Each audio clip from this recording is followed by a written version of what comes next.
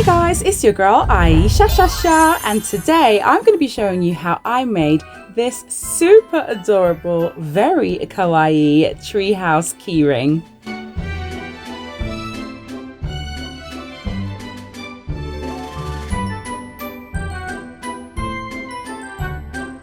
I'm going to be using some of the goodies that we got in the Sophie and Toffee Elves box for the month of February. So just in case you haven't seen, here's what we got inside, and then I'll show you exactly how I made this.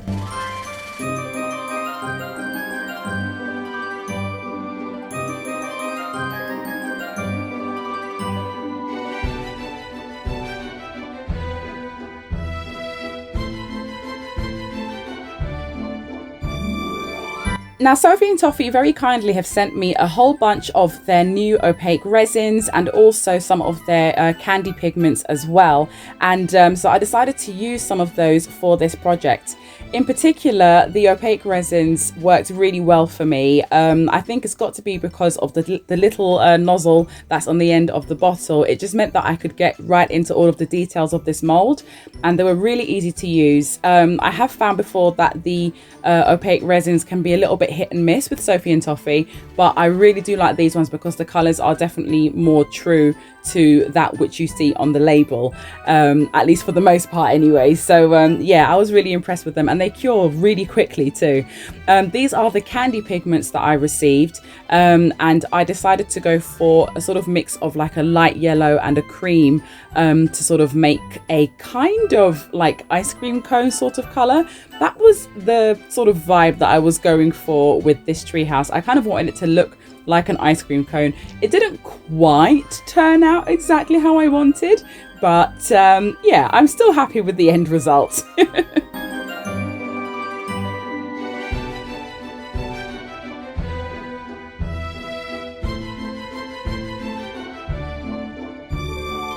So here I am just making some of the little shaker pieces, and I just thought that this mold in particular was so cute and so detailed. I love the little honeycomb piece and the little leaf as well, and just all of the little animals. It just really helped to bring this keychain to life.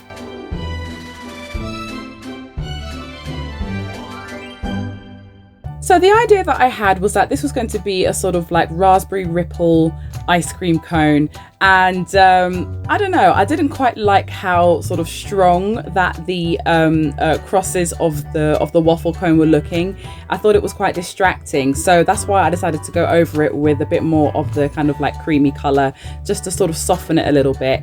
And now I'm adding in some of the cute little flowers and some sprinkles too. And I realized that there isn't much of a lip on this mold to actually attach the shaker film, so I had to be really careful with it, but I got there in the end.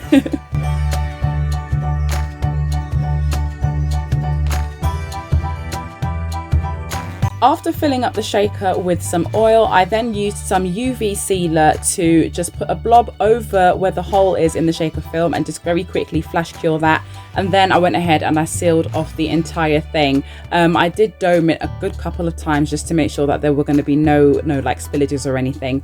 Then I added in some glitter, and I know you're probably thinking, oh my gosh, that's hardly any glitter at all. But it's because I kind of wanted it to have a little bit more of a natural feel, if you can call this natural. But look at how this ended up. I actually couldn't resist adding in an extra little creature and some more little sprinkles and flowers. What do we think? Let me know in the comment section. If you enjoyed this video, then please do share it with a friend. Take care, my darlings, and I'll see you all soon. Bye.